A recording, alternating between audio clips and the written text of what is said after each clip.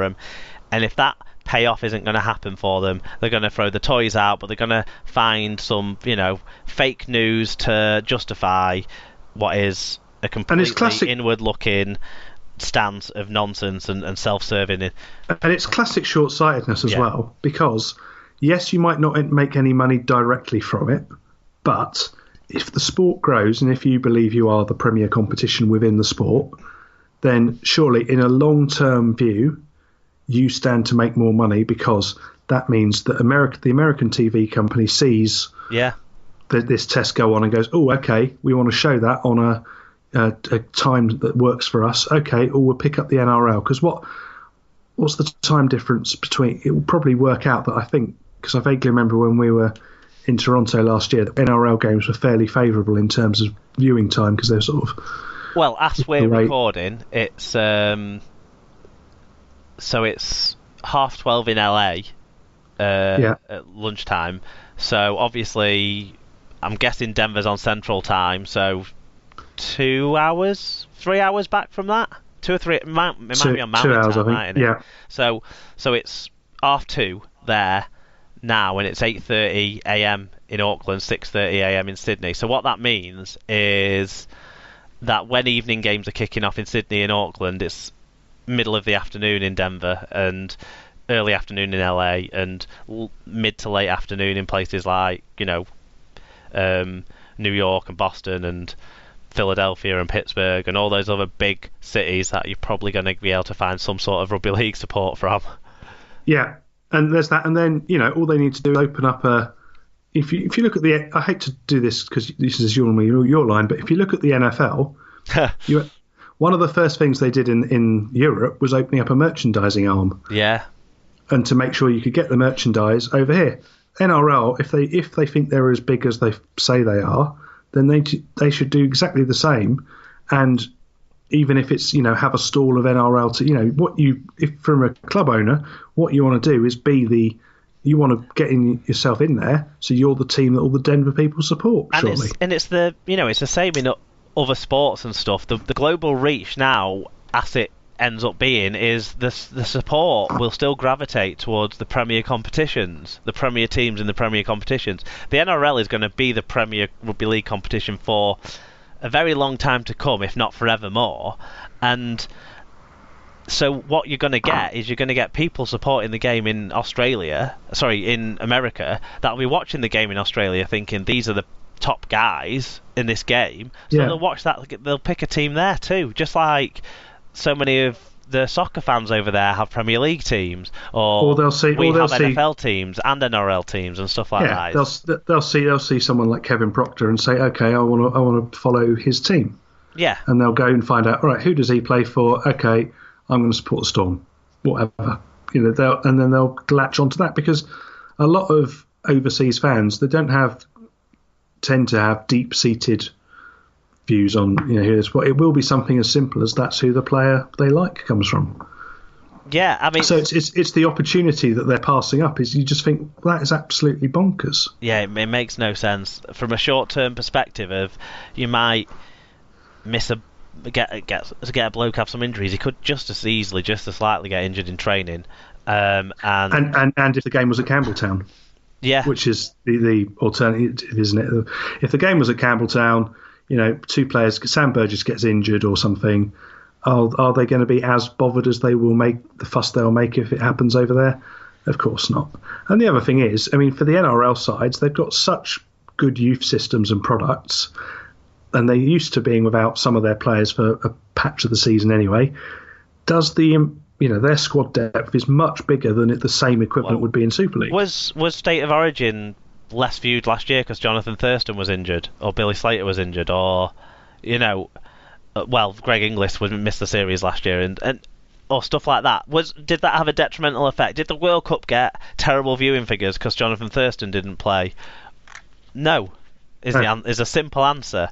So it's not going to affect the teams commercially too much, and teams are still proven. Wigan won a grand final with a bit of a scratch side. St Helens won a grand final with a lot of their playmakers out injured. The Cowboys got to the grand final last year without Thurston, without Scott, without the two best players. Anyway. Exactly, and they have, it's not like it's not like they're an amateur team scrabbling around for players on a Saturday morning, ringing round people, is it? No, exactly. No, right. So basically, if you feel as strongly as we do that the NRL and the Players Association are really making a rod for our sports back and doing wrong things rather than right things by the game with what's going on here, you can sign Steve Mascord's petition if you go to change.org and just search for Rugby League Test Denver or something like that. It'll probably come up. But basically, if you go on his Twitter page at the real Steve Avis, that's the real STEAVIS, then you'll probably find some links as well to his petition there, and also use the hashtag #GoToDenver when you're tweeting at the NRL about anything. Then do you think it's just cynically because he's got some flights booked and he doesn't want to miss out? He wouldn't miss out. He'd find some rock concert to go to or something for absolute. He wouldn't at all. Or to be honest, I could see him actually finding 26 players and putting on his own game just to show the NRL that people would turn up to watch it. Yeah, it'd be the modern day Dally Messenger, or not Dally Messenger, Baskerville, wouldn't he? Yeah. Dally Messenger joined the Baskerville tour, but yeah, I mean that's how our international game got started, was blokes taking a punt and trying to stage a tournament or trying to stage a tour, and that's what realistically, what's the worst that's going to happen with it? 3 games spread over 3 years. Is it going to make that much of an impact? I mean, the worst thing that's going to happen is someone's player gets back to training with a slight jet lag or something because the New Zealand conditioners haven't taken into account time zones. That's literally, to me, the worst thing that would happen compared to any other event. Yeah. As baffles but me. Even then, so join the campaign, everyone. Yeah, you'd have that wherever it was played, to be honest, because even if they were playing in the Test in New Zealand, they'd have some sort of flight difference and to acclimatise like they have to every week. Yeah, but they're so inward looking. They don't mind us flying across the world for a game, but that they don't think they should be required to do the same, especially if they're not going to make any money out of it in the immediate term. And everyone just looks at the immediate term now. It's the kind of world we live in. Maybe they should just stick to cricket, or perhaps not this week. Stick to cheating. Yeah. Hypocrites. It's just not funny, is it? It's just so... You just couldn't make it up. It's brilliant. I think it is funny. It is. It's just so beyond. It's like you couldn't make that up. If you'd said, "Oh, what did he do? Oh, stuck it down with trousers." Yeah. Okay, don't believe you. Move on.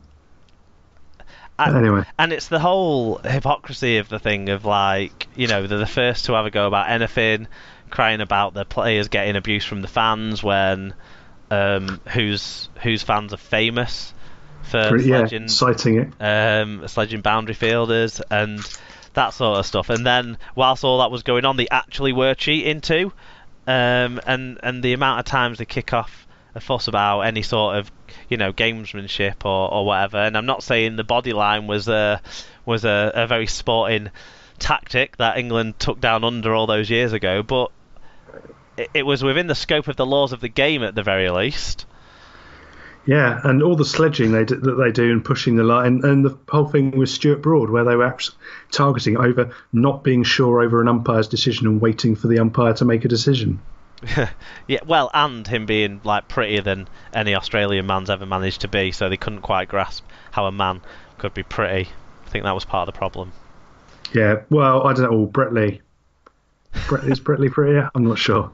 Well, there's a ruggedness there, though, isn't there? I think that's the difference. I suppose at least Stuart Broad's a bit taller as well. Before we wander into dangerous territory, we will close off the feedback and shout-outs with that reminder for everyone to get behind the Denver Test and get some pressure on the NRL players and clubs to join in the crusade for that too. And we'll move on to the news.